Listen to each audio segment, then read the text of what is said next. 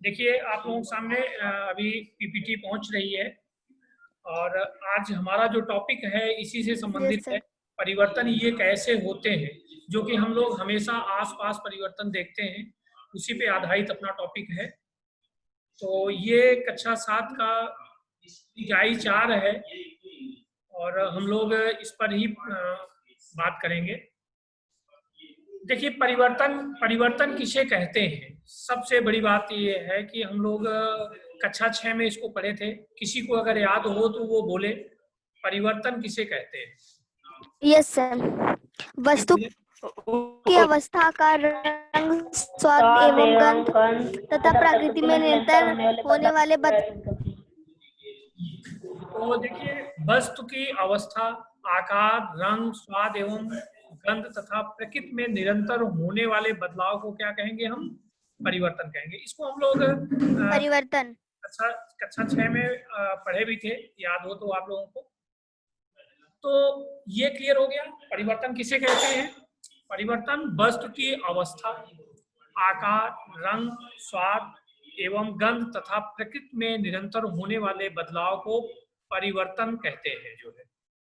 अब जैसे हम पानी है, पानी पीते हैं ना, पानी को अगर हम ठंडा कर दें तो किसमें बदल जाएगी? पानी को अगर हम ठंडा कर दें किसमें बदल जाएगी? बर्फ। बर्फ में बदल जाएगी। तो देखिए, बर्फ। उसका आकार बदल गया कि नहीं? पानी का आकार बदल जाएगा कि नहीं? तो ये क्या हुआ? परिवर्तन हुआ।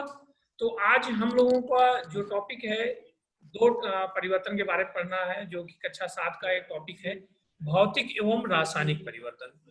तो सबसे पहले हम लोग चर्चा करेंगे फिजिकल चेंजेस क्या होते हैं, यानी भौतिक परिवर्तन क्या होता है।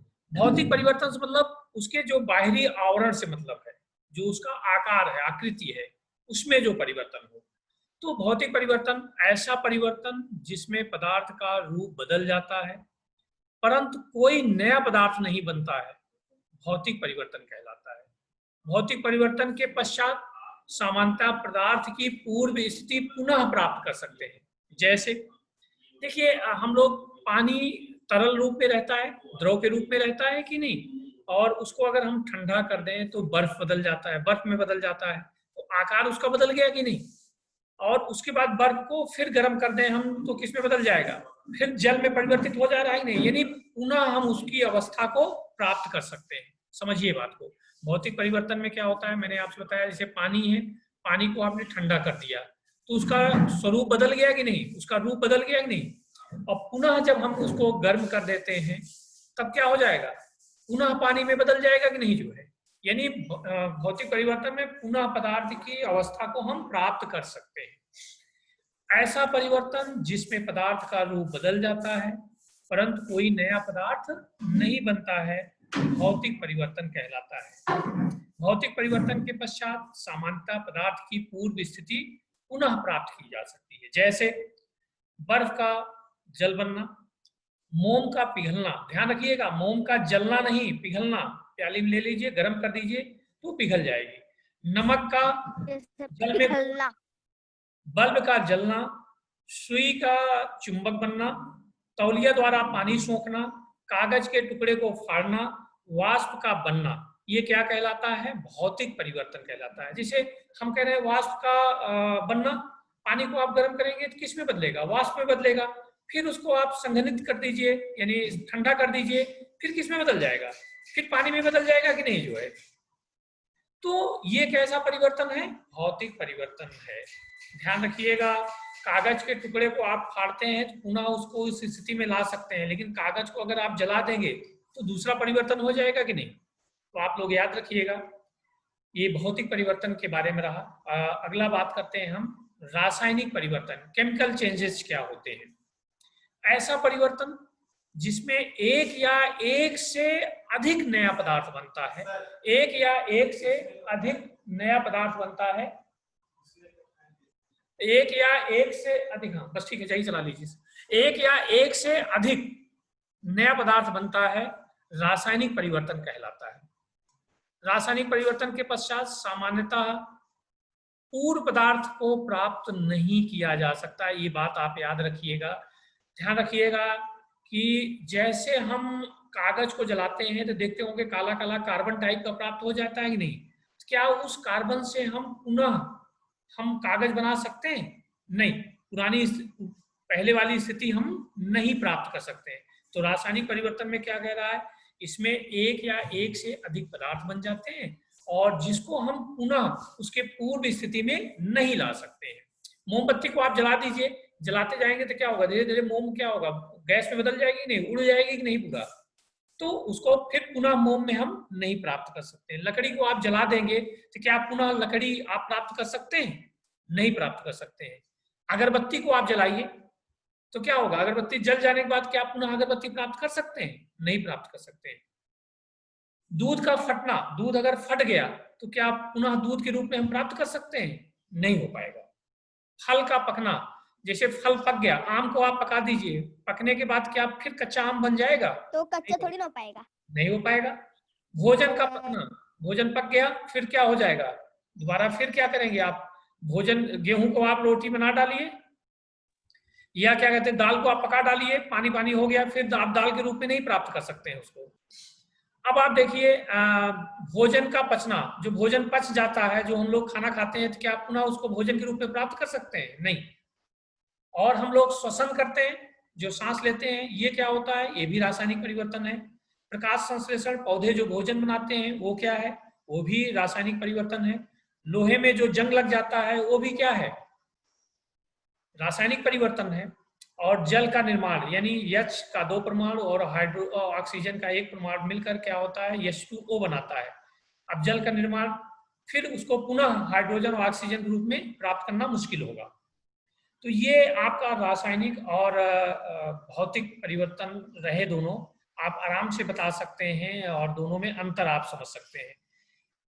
ठीक है, ये कुछ क्लियर हुआ आप लोगों को? आगे हम लोग बढ़ते हैं, दोनों में अंतर आपसे अगर पूछा जाए तो कैसे बताएंगे, भौतिक परिवर्तन और रासायनिक परिवर्तन में अंतर। देखिए, पहला अंतर, भौतिक परिवर्तन में नया पदार्थ नहीं बनता है, मैंने अभी आपको परिभाषा में बताया। लेकिन रासायनिक परिवर्तन में नया पदार्थ बनता है। पदार्थ के अणुओं की संरचना में कोई परिवर्तन नहीं होता है, पदार्थ के अणुओं की संरचना में परिवर्तन हो जाता है, क्योंकि कागज को हम जला देंगे तो वो कार्बन के रूप में देखा जाए तो काला काला इकट्ठा हो जाता ही नहीं, तो उसके अणुओं में परिवर्तन संरचना में हो जाता है। तीसरा, इसमें पूर्व पदार्थ को प्राप्त किया जा सकता है, जैसे मोम का पिघलना, मोम को पिघलाइए, बाद में ठंडा कर दीजिए, फिर मोम बन जाएगी। नमक का पानी में घुलना, नमक को पानी में घोल दीजिए, फिर खूब उबाल दीजिए, पानी उड़ जाएगा वाष्प बन के, फिर नमक आप प्राप्त कर सकते हैं। लेकिन इसमें क्या होगा, रासायनिक परिवर्तन में इसमें पूर्व पदार्थ को प्राप्त नहीं किया जा सकता है। जैसे लकड़ी का जलना, लकड़ी को जला देने के बाद क्या लकड़ी आपको प्राप्त हो जाएगी? नहीं। दूध से दही बन जाने के बाद दही से दूध बनाइए, क्या बनेगा? नहीं बन पाएगा। तो ये आपके अंतर हो गए दोनों में। उसके बाद फिर आगे हम बात करते हैं क्रिस्टलीकरण क्या होता है। इसका देखिए परिभाषा आप बताएं। हाँ बोलाइए। किसी पदार्थ के शुद्ध बड़े माप से क्रिस्टल प्राप्त विलयन से प्राप्त करने की प्रक्रिया को क्रिस्टल कहते हैं। क्रिस्टल किसी पदार्थ का शुद्धतम रूप है। ठीक है, वेरी गुड साहब। किसी पदार्थ के शुद्ध तथा बड़े अमाप के क्रिस्टल उसके विलयन से प्राप्त करने की प्रक्रिया को क्रिस्टलीकरण कहते हैं। यानी शुद्ध और बड़े अमाप मतलब जिसकी कोई माप न हो, छोटा टेढ़ा मेढ़ा कुछ भी आप प्राप्त कर सकते हैं, और उस पदार्थ के विलयन से जो हम प्राप्त करने की प्रक्रिया होती है उसे हम क्या कहते हैं? क्रिस्टलीकरण कहते हैं।